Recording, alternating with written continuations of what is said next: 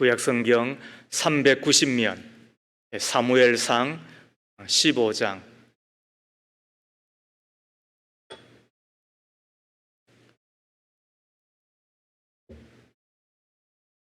사무엘상 15장 10절 이하 23절까지 말씀입니다.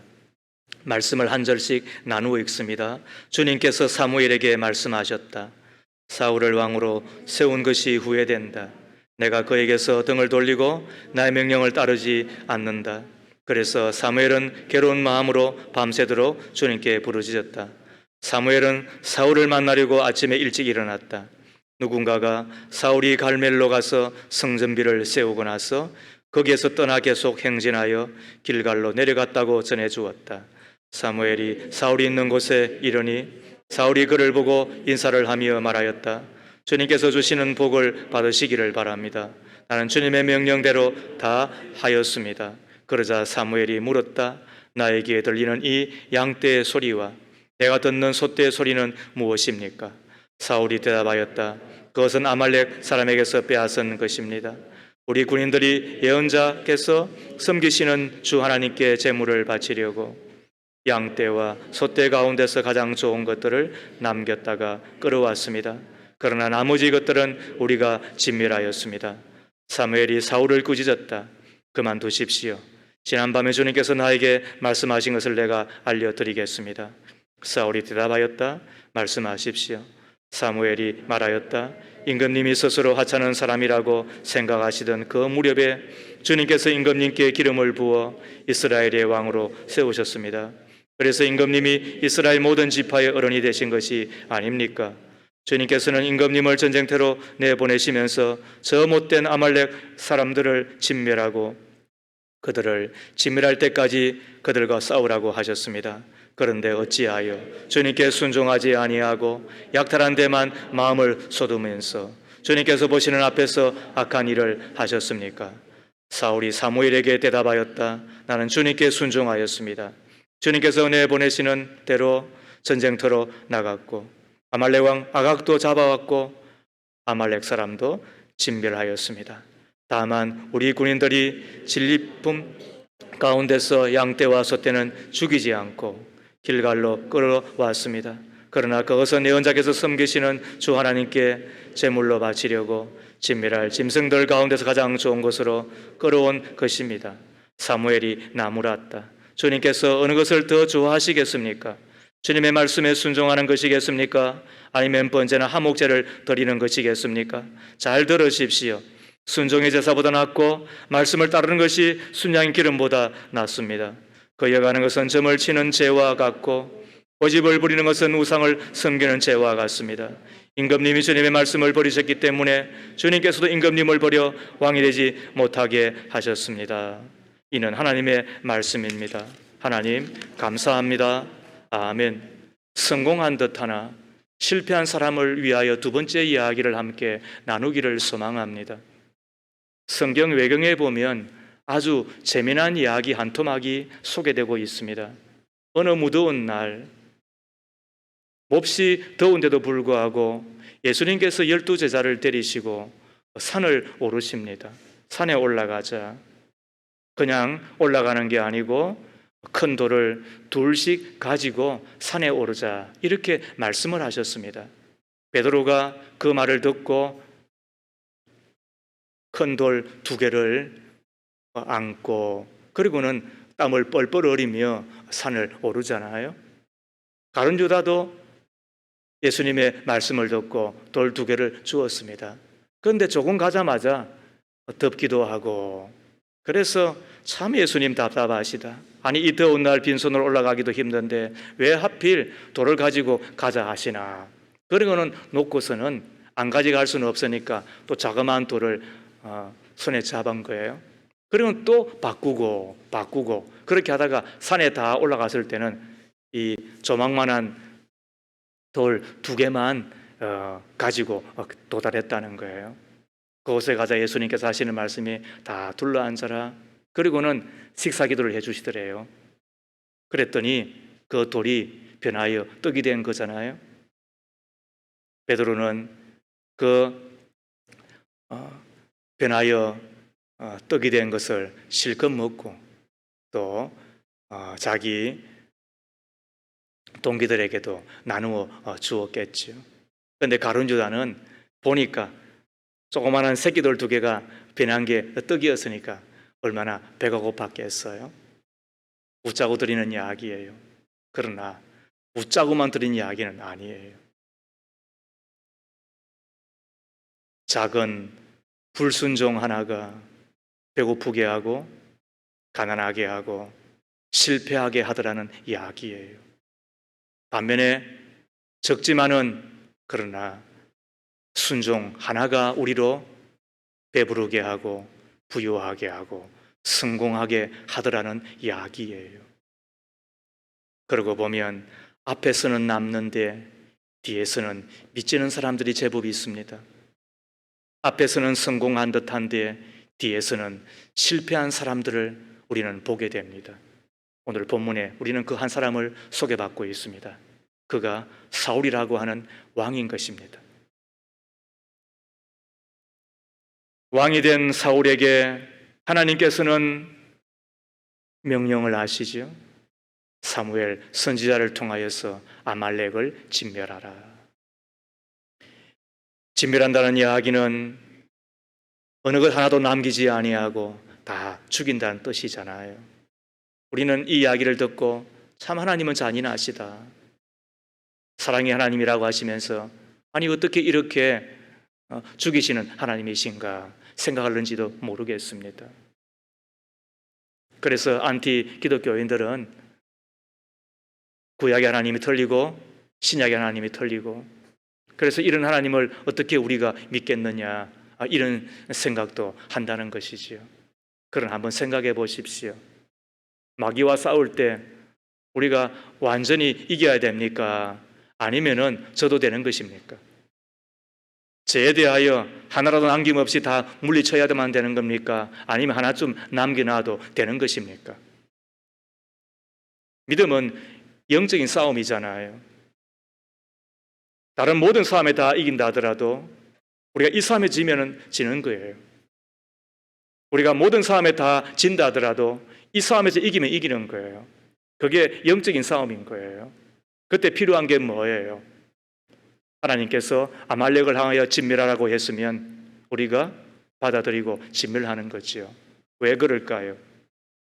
18절 말씀에 주님께서는 임금님을 전쟁터로 내보내시면서 저 못된 아말렉 사람들을 진멸하고, 우리 하나님이 보실 때의 아말렉은 어떤 사람이라고? 못된 사람인 거예요.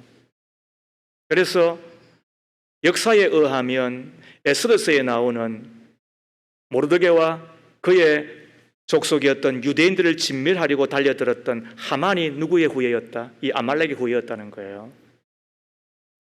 남겨놓았더니 어떤 일을 당한다고요? 화를 당하는 거예요. 진멸하지 아니하였더니 어떤 일을 당한다고요? 다 멸절당할 뻔한 거예요. 그런 족속이 누구였다? 아말렉 족속이었다. 근성이 틀리고 본성이 틀리고 그래서 뿌리 자체가 틀린 거예요.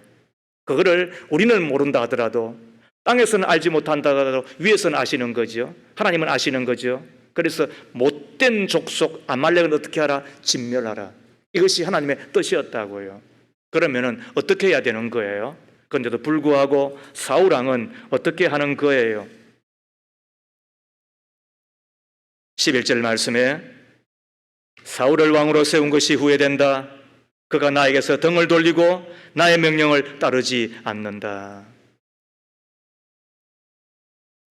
하나님이 얼마나 슬퍼하시고 아파하셨는지 사무엘은 괴로운 마음으로 밤새도록 주님께 부르짖게 됩니다. 그리고는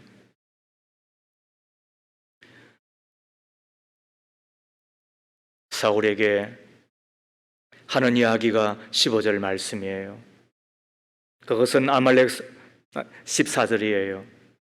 나의 귀에 들리는 이 양떼의 소리가 내가 듣는 소떼의 소리는 무엇입니까?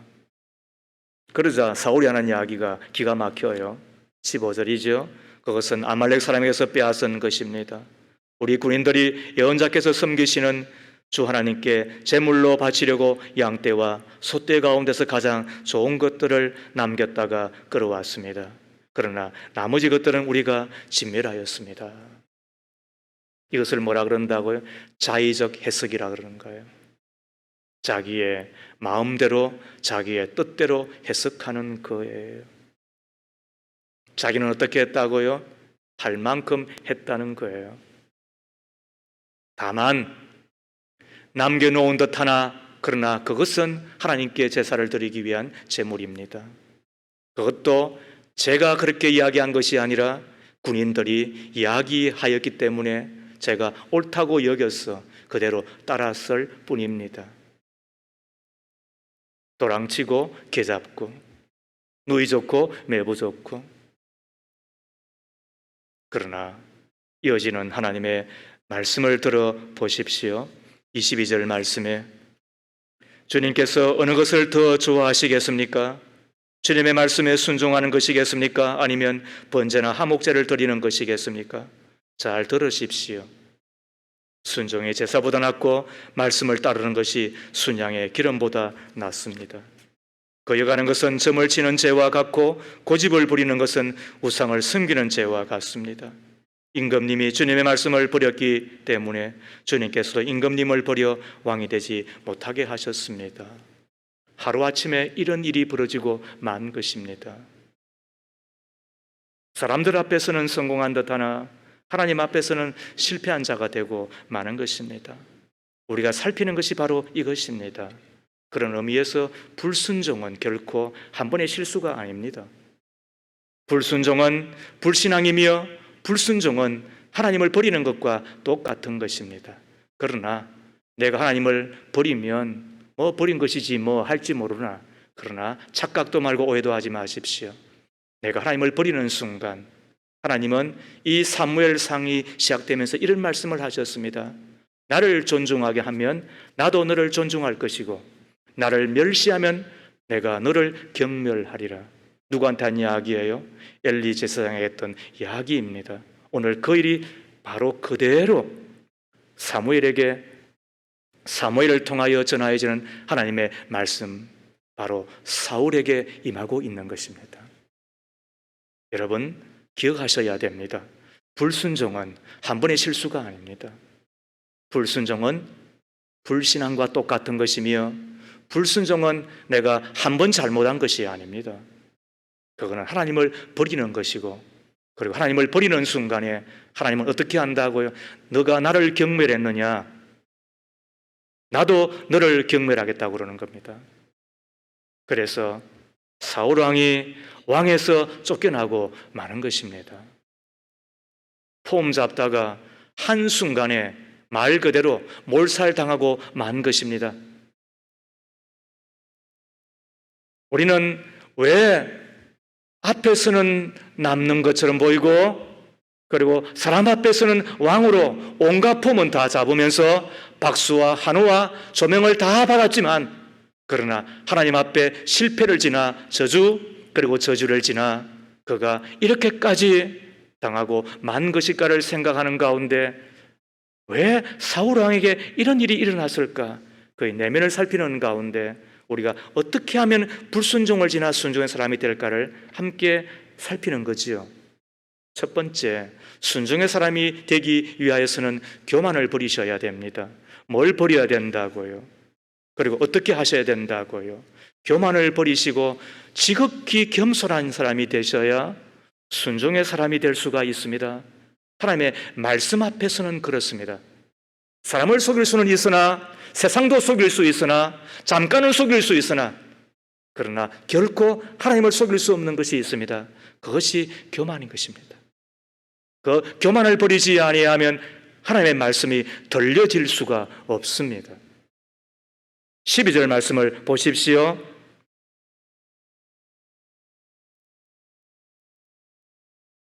사무엘은 사울을 만나려고 아침에 일찍 일어났다. 누군가가 사울이 갈멜로 가서 성전비를 세우고 나서 거기에서 떠나 계속 행진하여 길갈로 내려갔다고 전해주었다. 사울을 만나기 위하여 사무엘이 갔더니 그곳에 뭐가 있어요? 성전비라고 이야기하였는데, 그러나 우리가 얼마 전까 읽었던 개역개정에 보면 이렇게 적고 있습니다. 자기를 위하여 기념비를 세우다고 그랬습니다. 여기서 성전비가 뜻이 뭐라고요? 자기를 위하여 세운 비입니다. 뭘 하고 난 이후에, 이 전쟁에서 적당하게 이기고 난 이후에 우리는 알고 있잖아요. 전장에서 이기게 하시는 이가 누구예요? 우리의 삶에서 승리를 주시는 이는 누구예요? 우리로 실패하지 아니하고 성공하게 하시고 우리로 지지 아니하고 이기게 하시는 이는 누구예요? 그러면 우리가 어떻게 해야 되는 거예요? 그런데 불구하고 사울은 지금 어떻게 하나요? 하나님이 이기게 하셨다는 사실을 잊고 자신이 했다고 착각하는 지금 교만에 썩 들어가고 있는 것입니다. 17절 말씀을 보십시오. 사무엘이 말하였다. 임금님이 스스로 하찮은 사람이라고 생각하시던 그 무렵에 주님께서 임금님께 기름을 부어 이스라엘의 왕으로 세우셨습니다. 그래서 임금님이 이스라엘 모든 지파의 어른이 되신 것이 아닙니까? 하나님께서 사울을 왕으로 삼으신 것은 물론 적당한 자격도 있고 또 그만한 실력도 있고 또 왕으로 수행할 만큼 기능도 있는 사람이었겠지요. 왜? 영 안 되면은 안 되고 다른 일을 하면 되는 것이니까. 그러나 하나님이 그를 세우실 때 그보다 더 나았기 때문에, 그리고 또 다른 사람이 전혀 없었기 때문에 그런 것만은 아니었다고요. 다만 하나님께서 은혜를 베푸셔서 호의를 베푸셔서 그를 왕으로 끄집어 내셨는데, 그때 그에게서 뭘 더 많이 보셨다고요? 스스로 하찮게 여기는 그 겸손을 보신 거예요. 저 같으면은 나의 능력이 나타나겠구나. 그리고 능력이 나타났을 때에 그 능력을 주시는 하나님 앞에 영광 올려드리며 자기를 감추겠구나. 그래서 나에게는 영광이고 사람들에게 유익을 주는 사람으로 살아갈 수 있겠구나. 그것을 보시고 하나님은 사울을 사람들 가운데서 뽑아 그를 왕으로 세워주셨잖아요. 그런데 어떤 일이 벌어진다고요? 19절에 그런데 어찌하여 주님께 순종하지 아니하고, 이걸 뭐라 그런다고요? 이거를 교만이라 그런다라고 말하는 거예요. 처음에는 그렇지 않았어요. 그런데 차츰차츰 그가 변하고 있는 거예요. 이 교만이라고 하는 이 표면적인 뜻이 뭔지 알아요? 허파에 바람이 들어가는 거예요. 간이 붙는 거예요. 그리고는 들뜨는 거예요. 그리고는 어서대는 거예요. 그리고는 그만해지는 거예요. 그리고는 자기밖에 없는 것처럼 스스로 생각하는 거예요. 내가 교만한가 교만하지 않은가를 보는 두 가지 저는 시금석이 있다고 생각합니다. 그 중에 하나가 뭐냐 하면 내가 배우는 사람인가, 아니면 내가 지금 기도하고 있는 사람인가, 두 가지를 보면 알아요. 사람 앞에서는 그렇지 않아요. 예의도 지킬 줄 알고 에티켓도 있고 사람을 만나면 신사와 숙류처럼 보여요. 그리고 참 호인이다. 저 사람 법도 없는 사람, 법도 없이 살아갈 수 있는 사람이다. 참 일 잘한다. 그런데 두 가지가 나타나면 조심하셔야 돼요. 하나가 뭐라고요? 배우려고 한 자세가 없을 때예요. 배우려고 한 자세가 없을 때에, 들으려고 하지 아니할 때에. 그래서 까불까불 거려요. 내가 뭔가 된 것처럼 그렇게 느낀다고요. 이게 누구라고요? 이게 사울이에요. 그리고 기도하지 않을 때, 그때 이미 교만이 지금 석 자리를 잡은 거예요. 사람은 바쁘기 때문에 기도를 못하는 것이 아닙니다. 일이 많기 때문에 기도를 못하는 것이 아닙니다. 사람은 진짜 바쁘면 기도합니다. 사람이 진짜 일이 많으면 기도할 수밖에 없어요. 기도를 부탁할 수밖에 없고 기도할 수밖에 없고 기도한 사람이 될 수밖에 없어요. 그러므로 바쁘기 때문에 기도하지 않는 것이 아니고 게으르기 때문에 기도하지 않는 것은 더더욱도 아니에요. 내가 힘이 있다고 스스로 생각하기 때문에, 그리고 내가 힘이 있다고 스스로 생각하기 때문에, 내가 스스로 뭔가 된 것처럼 여기기 때문에 이제는 기도를 하지 않는 사람이 되는 거예요. 그러므로 사람이 겸손한 것은 처음도 겸손해야 되지만 중간에도 겸손하셔야 돼요. 끝머리도 겸손하셔야 돼요. 아니, 끝까지 겸손하셔야 돼요. 그러지 아니하면 우리가 교만에 이길 수가 없어요. 하나님은 우리가 잘못한 것을 알고 있어요. 우리가 실수한 것도 알고 있어요. 우리가 불신앙에 빠지고 불순종에 빠지는 것도 알고 있어요. 그러나 그때 주님 앞에 겸손하게 돌아가 주님 용서하십시오. 주님 용서하십시오. 주님 용서하십시오. 그러면은 그가 돌이켜 주님 앞에 무릎을 꿇는 그 겸손을 보시고 다 용서하실 거예요. 그러나 교만은 그걸 못하게 한다고요. 그걸 안 하게 한다고요. 그렇게 하면 어떤 일이 벌어지는 거예요. 잠언 16장 18절 말씀에 교만에는 멸망이 따르고 그랬습니다. 교만에는 반드시 뭐가 따른다고요? 멸망이 따라요. 교만에는 파멸이 따른다라고 이야기합니다. 이것은 예외 없는 하나님의 말씀입니다.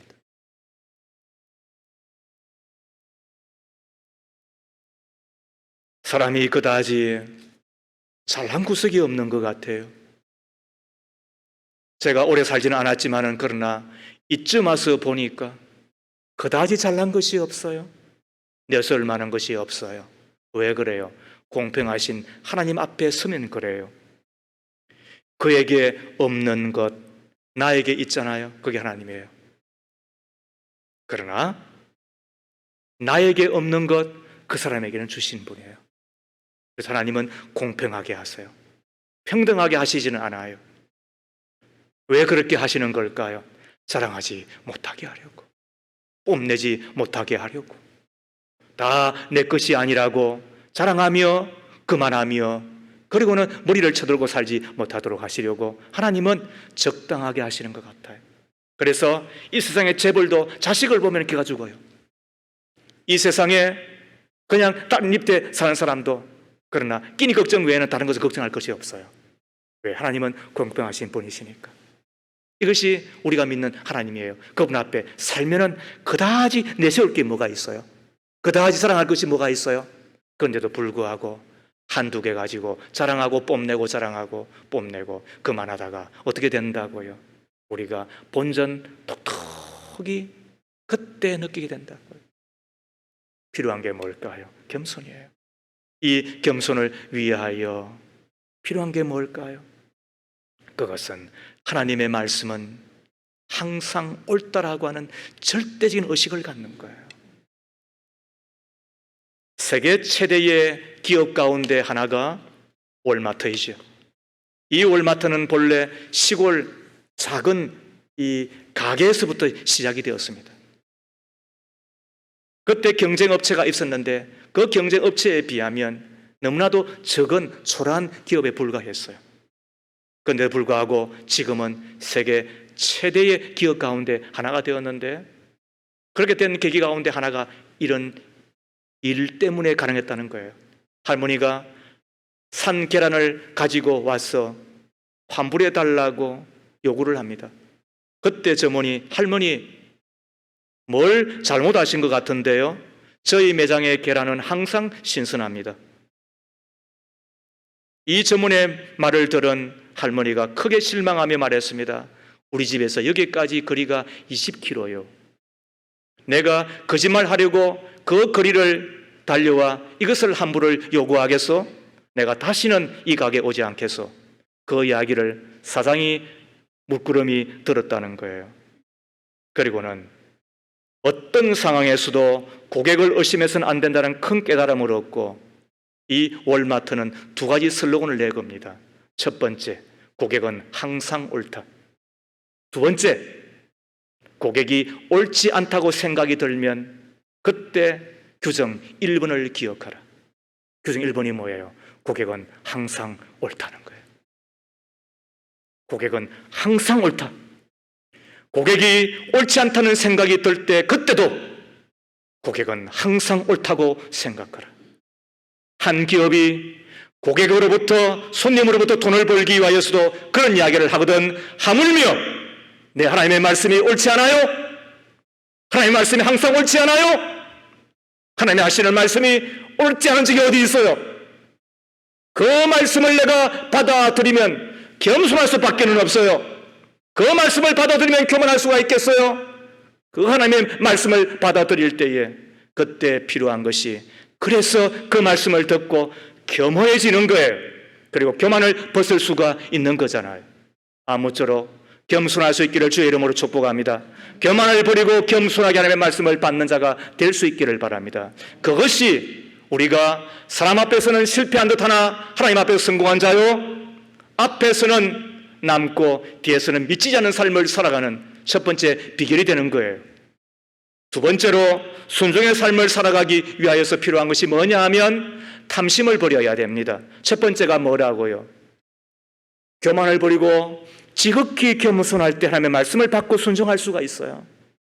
두 번째가 뭐냐 하면 탐심을 버리고 자족하는 삶을 살 때 비로소 하나님의 말씀을 듣는 자가 되고, 그리고 그때 비로소 순종의 길을 걸어갈 수가 있는 거지요. 사울 왕이 하나님의 명령을 어기고 소와 양떼를 살려두잖아요. 그리고 하는 이야기가, 군인들이 제안을 하기를, 왜 굳이 이렇게 턴실하고, 그리고는 때깔도 좋고, 그리고 이것을 가지고 제사를 드리면 진짜 말 그대로 일석이조가 되는데 왜 굳이 진멸을 하여야 됩니까? 이렇게 말하는 것 때문에 제가 그 제안이 너무 현명하기 때문에 제가 받아들였습니다. 그래서 제가 저 정도는 살려두고 나머지는 다 순종하였습니다. 이렇게 이야기를 하잖아요. 그때 사무엘은 이런 이야기를 하고 있습니다.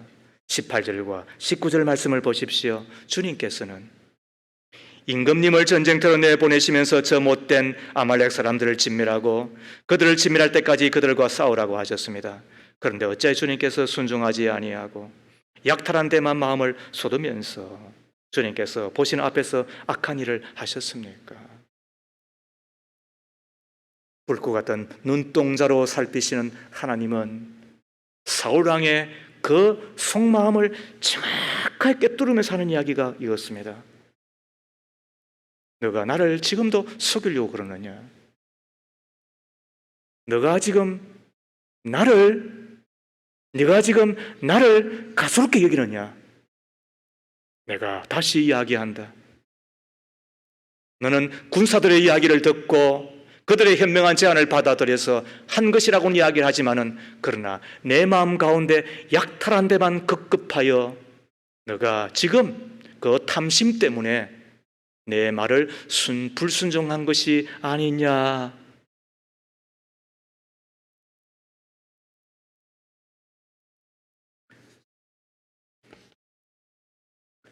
오늘 우리가 하나님 앞에 순종하지 못하는 중요한 이유 가운데 여러 가지가 있을 수 있겠지만, 그러나 그 중에 어쩌면 가장 중요한 것 가운데 하나가 탐심일 것 같습니다. 많이 갖고자 하는 것, 그래서 빨리 부자가 되고 싶은 것, 조급하게 무언가 편리하게 살고 싶고 부유하게 살고 싶고, 그래서 떵떵거리며 살고 싶고, 빨리 내 집도 갖고 싶고, 빨간 오픈카도 제가 구입하여서 싱싱 달리고 싶고, 그리고 맛집에도 가고 싶고, 좋은 여행지도 가고 싶고, 그리고 내가 지금은 너한테 눈치를 보고 내가 너 앞에서 내가 굽신거리지만은 그러나 언젠가 내가 내가 눈치 안 보고 살 거다. 바로 그 탐심이 우리를 어떻게 한다고요? 그래서 불순종하게 합니다. 바로 그것 때문에 우리가 영의 눈이 어두워져서 하나님을 보지 못하게 하고, 그 탐심이 우리의 영의 눈을 어둡게 하여 하나님보다도 양과 소를 더 크게 보는 자로 만들어 버리잖아요. 하나님의 명령을 잊고 거역하면서까지 우리로 세상 것에 붙잡히도록 만드는 것이 이 탐심이라고 한다면 하나님의 말씀을 들으십시오. 마태복음 16장 24절에 아무도 두 주인을 섬기지 못한다. 한쪽을 미워하고 다른 쪽을 사랑하거나 한쪽을 중히 여기고 다른 쪽을 없이 여길 것이다. 너희는 하나님과 재물을 아울러 섬길 수 없다. 오늘 이것이 우리 드린 것입니다. 이 기절을 가지고 한 이야기니까 제가 가끔 드리는 이야기 하나를 소개하지요. 한 번은 제가 예전 교회 사택에 있는데 제 아내와 우리 첫째 아들이 그곳에 계시는 사찰 집사님, 사찰 권사님 댁에 놀러 갔어요. 그럼 점심때가 되었는데 제가 사택 안에 또 앉아 있으니까 우리 첫째가 지금 이 본당으로 말하면 저 바깥에 있는 문 있잖아요. 저 유리문을 이렇게 싹 열고 제가 여기에 딱 앉아 있으니까 아빠 이렇게 부르는 거예요. 그리고는 들어오지도 않고 그렇다고 해서 또 나간 놈도 아니고 그리고 몸을 반쯤만 이렇게 하고서는 아빠 이렇게 부르는 거예요. 그러니까 왜 그랬더니 권사님이 아빠 칼국수 드시러 오시래요. 그랬더니 그러는 거예요. 고맙기도 하지만은 그러나 또 한편으로 괘씸하잖아요. 아예 와서 이야기를 하든지. 그래서 제가 그때 장난기가 발동을 해가지고 제가 물은 거예요. 신아, 아빠가 좋아? 아니면은 칼국수가 좋아? 그랬더니 우리 아들에서 했던 이야기가 있는 거예요. 아빠가 좋죠? 그러나 지금은 칼국수가 좋아요. 그리고 티 가버리는 거야. 제가 그때 생각한 것이 그렇구나. 다 인생이란 그렇게 하나님을 속이는 거구나. 하나님 좋지요? 그러나 오늘은 칼국수가 좋아요. 오늘은 돈이 좋아요. 오늘은 내 마누라가 좋아요. 오늘은 내 남편이 좋아요. 오늘은 맛집이 좋아요. 오늘은 놀러 가는 게 좋아요. 오늘은. 그런데 여러분 생각하세요. 인생은 오늘이 모여서 일생이 되고 오늘이 모여서 평생이 되고 오늘이 모여서 일생이 되는 거예요. 그런데 우리는 늘 오늘은 내가 돈 좋아하지만은 오늘은 내가 노는 거 좋아하지만은 오늘은 내가 시집 가고 오늘은 내가 장가 가고 내가 오늘은 친정 가고 내가 오늘은 일 때문에 내가 못하지만 그러나 내가 하나님 사랑하는 거 아시잖아요. 우리는 그렇게 하면서 스스로를 속이고 그러다가 불순종에 빠지는 것 아니겠습니까? 오늘 그 자리에 돈 외에 얼마나 많은 것들이 자리 잡고 있어요. 레저도 있을 거고 내 취미생활도 있을 거고 혹은 내가 즐기는 것도 있을 것이고 저는 그런 의미에서 저는 맛집을 가는 것을 저는 그렇게 권할 수가 없습니다. 왜? 중세시대의 7가지 제약 가운데 하나가 탐심만큼이나 탐식이 있습니다. 그것이 우리에게 어떻게 한다고요? 마음을 빼앗고 그리고는 그것 때문에 불순종에 불신앙에 빠지는 또 하나의 죄라고 우리에게 소개하고 있다고 한다면 조심해야 되죠. 우리가 남을 대접할 때는 가장 좋은 것을 한다 할지라도 그러나 내 스스로를 위하여서는 우리가 조금은 단촐하게 알뜰하게 요즘 옛날에 비하여서는 얼마나 영양가 있는 게 많아요. 아무리 적게 먹는다 하나 하더라도 그러나 우리의 몸이 다 소화를 시키지 못할 만큼 우리는 과잉 영양시대에 살고 있는 우리들이지 않습니까? 필요하지만 그러나 굳이 그렇게 찾아다니면서까지 뭘 대신하며 신앙과 그리고 순종을 대신하면서까지 그렇게 현안될 필요가 있을까? 저는 자신할 수가 없어요. 그때 필요한 것이 뭘까요? 그것은 다시 하나님의 은혜를 생각하며 스스로 욕심불을 줄여 자숙하는 삶인 것입니다. 이것이 말로 우리가 탐심을 벌쓸 수 있는 길이라고 저는 생각을 합니다. 소개했던 이야기입니다마는 2016년경인가 노예에 참석을 하였더니 목요일날 열리고 금요일날 마치잖아요. 그때 노예에 참석했던 우리 목사님 한 분이 갑자기 아이고 아버님이 돌아가셨습니다. 제가 가봐야 되겠습니다. 그렇게 하고는 장례식장을 소개하면서 떠났어요. 그 장례식장이 일산이에요. 그리고 토요일날 이제 만나자라고 약속을 했는데 가만히 보니까 이야, 갔다 왔다 토요일날 2시간씩 한 4시간은 걸리겠다. 그 주일 앞두고 시간이 좀 아깝다는 생각이 싹 들면서 귀찮다는 생각이 살짝 들더라고요. 근데 그와 동시에 제가 얼마나 부끄러운지 몰라요. 그분은 그때로부터 2년 전에 제 아버님이 돌아가셨을 때에 주일 사역을 다 마치고 그리고는 이곳에서부터 2시간, 5시간을 차를 끌고 왔다가 잠시 저를 만나고 위로해 주시고 그리고는 또 밤을 새고 올라가신 분이거든요. 그분이 저에게 베풀었던 호의와 그리고 그 사랑을 생각할 때 제가 주일을 앞둔 그 토요일 혹은 왔다 갔다 한 4시간 정도 그것을 제가 아까워한 것이 귀찮아한 것이 얼마나 부끄러운지 몰라요.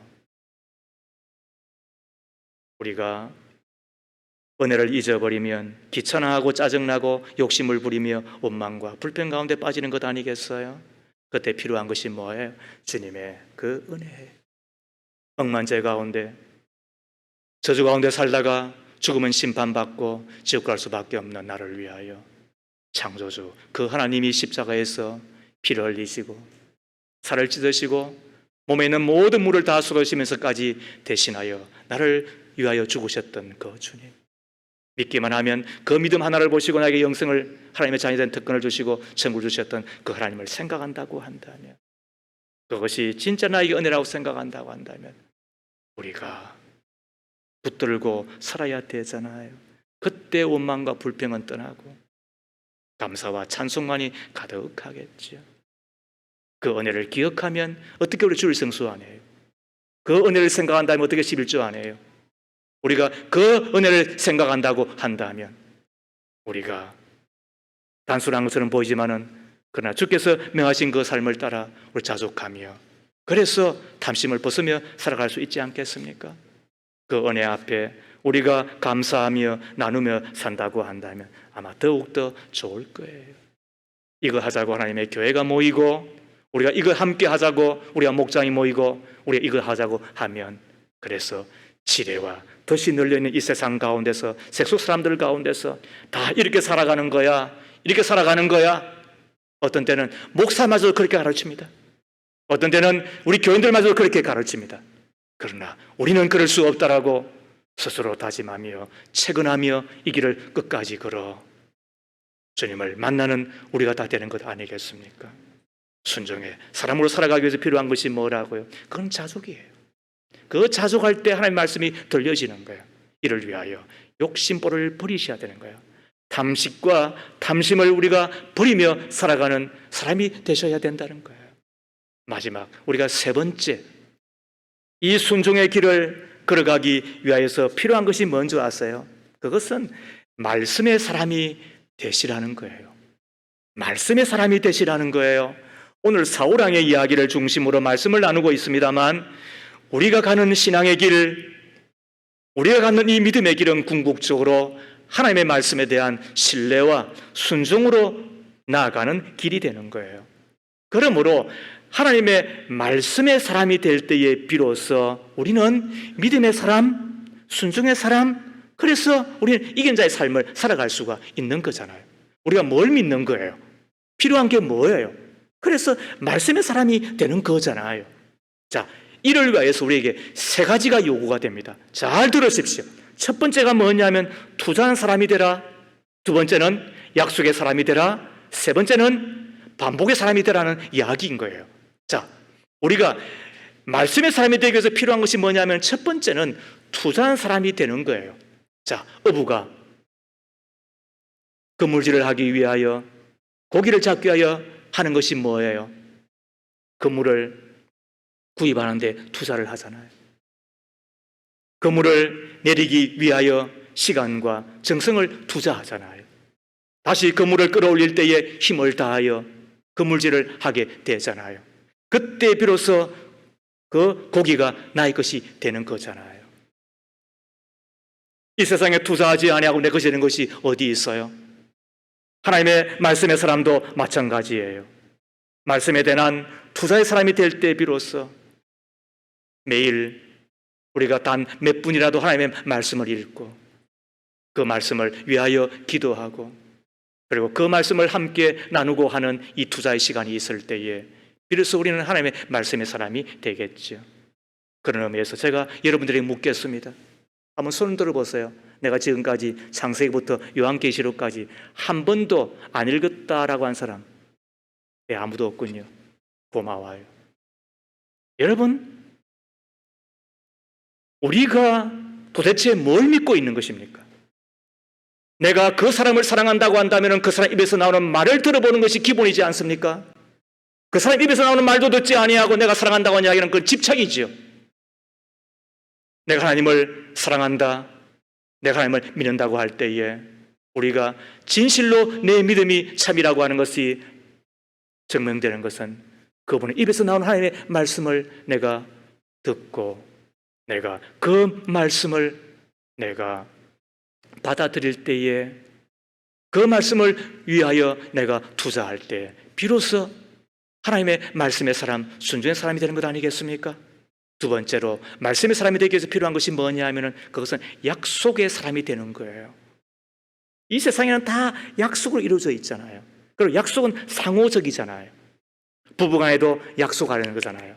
나는 그 사람을 사랑해서 만나서 결혼한다라고 이야기할지 모르지만 사랑 때문에 결혼한 건 아니에요. 이제 필요한 것은 내가 약속하며 살겠다라고 하는 것이잖아요. 이웃 간에도 필요한 것은 약속이잖아요. 나라의 국민으로 살아갈 때도 필요한 것은 약속이잖아요. 내가 하나님과 나가 믿음의 사람으로 순종의 사람으로 살아갈 때 필요한 것이 뭘까요? 하나님은 나에게 약속하시는 거예요. 내가 순종하면 레위기 26장 3절 그리고 12절에 보면 내가 순종하면 나는 너와 함께 거닐며 그리고는 너는 나의 하나님이 되고 나는 내 하나님이 되겠다. 이게 하나님의 약속인 거예요. 그때 필요한 것이 뭐예요? 아멘. 하나님, 저도 약속하겠습니다. 하나님이 말씀하신 것은 반드시 내가 지키겠습니다. 그때 필요한 것이 아멘이라고요. 우리가 주일로 왔습니다. 말씀을 듣습니다. 오늘도 말씀을 듣습니다. 아, 겸손해야 되는 거구나. 아, 자족하며 살아야 되겠구나. 그때 필요한 게 뭐라고요? 내가 약속하는 거잖아요. 그때 우리가 비로소 말씀의 사람, 순종의 사람으로 나아갈 수가 있는 거예요. 그 다음에 또 하나 말씀의 사람이 되기 필요한 것이 뭐냐면 반복의 사람이 되어 주시는 거예요. 군인들은 매일 같은 동작을 반복하며 훈련합니다. 군인들이 무식하거나 지능이 부족해서 그런 걸까요? 그렇지 않죠. 언제 어디서나 본능적으로 적에게 대응하기 위하여 필요한 것이 저들이 반복하여서 훈련하는 거잖아요. 따지고 보면 반복 없이 이루어지는 일은 이 세상에 거의 없습니다. 어린아이가 일어나 걷는 것은 기어다님의 반복입니다. 자동차가 달리는 것은 피스톤의 반복입니다. 내가 지금 살아있는 것은 내 심장의 반복 결과인 것입니다.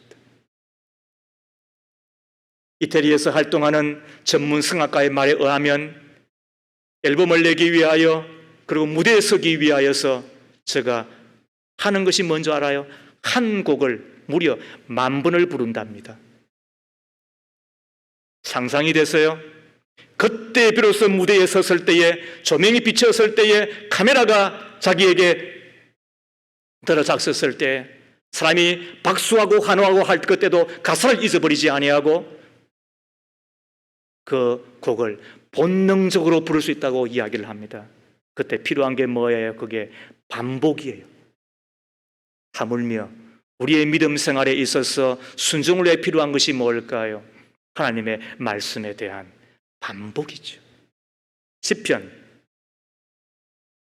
1편 1절 이하 3절 말씀에 복 있는 사람은 악인의 길을 따르지 아니하고 죄인의 길에 서지 아니하고 오만한 자의 자리에 앉지 아니하며 오로지 주님의 율법을 즐거워하며 밤낮으로 율법을 묵상하는 사람이다. 그는 시냇가에 심은 나무가 철따라 열매를 맺으며 거의 빛이 들지 아니함 같더니 하는 일마다 잘 될 것이다. 하는 일마다 잘 될 것이다. 하는 일마다 잘 될 것이다. 여러분의 것이 되기를 주의 이름으로 축복합니다. 필요한 것이 뭐예요? 주님의 율법을 즐거워하며 밤낮으로 율법을 묵상하는, 여기서 묵상이라는 말의 뜻이 뭐냐면 하가라는 히브리어예요. 이 하가는 그냥 생각하다, 한두 번 정도 엎주리는 뜻이 아니에요. 이것은 반복해서 하나님의 말씀을 내가 읽고 생각하면서 내가 적용할 때까지 내 마음에 담아두는 것입니다. 여기에서 나온 것이 뭐냐면 메디테이션, 메디슨이 나왔습니다. 의약품 말이에요. 그 의약품은 어떤 거는 위장에서 녹는 것이 있죠. 어떤 것은 대장에서 녹는 것이 있죠. 어떤 것은 소장에서 녹는 것도 있죠. 그리고 어떤 약은 진짜 머리가 아픈데도 불구하고 이터 갔던 그 약이 위에까지 약효를 발휘하는 것이 있죠. 어떻게 가능한 거예요? 그 약이 어디에서 녹느냐, 그리고 어떤 경로를 통하여 들어가느냐에 따라서 그와 같은 효과가 있는 것이지요. 이와 같이 우리의 모든 삶, 그리고 우리의 전생애를 통하여 우리를 살리고 우리를 잘되게 하고 우리를 형통하게 하는 것이 뭐라고요? 하나님의 말씀에 대한 깊은 묵상, 그리고 반복하여서 그 말씀을 받아들이고 내가 실천하며 살아가는 것이지요. 말씀을 마치겠습니다. 존 워너메이커라고 한 사람을 기억하시지요? 그는 세계 최대의 백화점을 운영하였던 이입니다. 후에는 미국 최신부 장관까지 역임하였던 인물입니다. 그는 출신은 벽돌공의 아들이었습니다. 최종 학력은 초등학교 2학년에 불과하였습니다. 교육도 제대로 받지 못한 가난한 아이였습니다. 그럼에도 백화점의 창시자가 되고 세계 유통문화를 일신한 대기업가로 성공하였습니다. 어떻게 그랬을까? 그는 이야기합니다. 최신부 장관으로 임명되었을 때도 대통령으로부터 주일 성수를 방해하지 않는다는 조건을 받아내고서야 수락을 했다고 하는 일화는 너무나도 유명하잖아요. 미국 워싱턴에서 필라델피아까지 먼 거리를 매주 기차를 타고 교회를 왔다 갔다 하며 어린 영혼에게 말씀을 가르치는 저였습니다. 본업은 교회학교 교사이며 장관은 부업이라고 강조하였던 인물로 67년 동안 교회학교를 섬겼던 사람이었습니다. 그가 60번째 생일을 맞이하였을 때 한 낡은 성경책을 사람들에게 보여주며 이런 고백을 하였습니다. 저는 투자하는 것보다 많은 이윤을 남겼습니다. 그러나 저의 투자 중 가장 성공한 것은 12살 때 $2 50센트를 주고 산 빨간 가죽 성경입니다. 그 이유는 이 성경책이 현재 나를 만들었기 때문입니다. 그는 성경을 사랑하였고, 그리고 성경을 읽는 자였고, 그리고 그 성경대로 살았던 사람입니다. 그는 하나님의 사람 존 워너 메이커였습니다. 적은 순종한 아가 가난하게 하고 배고프게 하고 실패하게 한 사람이 있는 반면에 적은 순종한 아가 배부르게 하고 부유하게 하고 성공하게 하는 것이 영적인 원리라고 한다면 우리가 하나님 말씀 앞에 순종한 자가 되십시다. 교만을 버리고 겸손하십시오. 탐심을 버리고 자중한 자가 되십시오. 더 나아가 하나님의 말씀의 사람이 꼭 되십시오. 하나님의 말씀의 사람이 되기 위해서 필요한 것이 뭐라고요? 부지런히 투자하고, 그리고 말씀이 들릴 때마다 아멘으로 약속하고, 그리고 더 나아가 반복하여서 그 말씀을 내 것으로 만드는 이 끊임없는 작업, 이것이 나의 것이 꼭 돼요. 실패한 듯 하나 아니, 성공한 자로 주님 앞에 발견되어지는 저와 여러분 다 되기를 주의 이름으로 축복합니다. 하나님 아버지, 사울왕의 인생의 모습을 통하여 하나님이 기뻐 받으시는 참된 성도의 삶이 무엇인가를 배웁니다.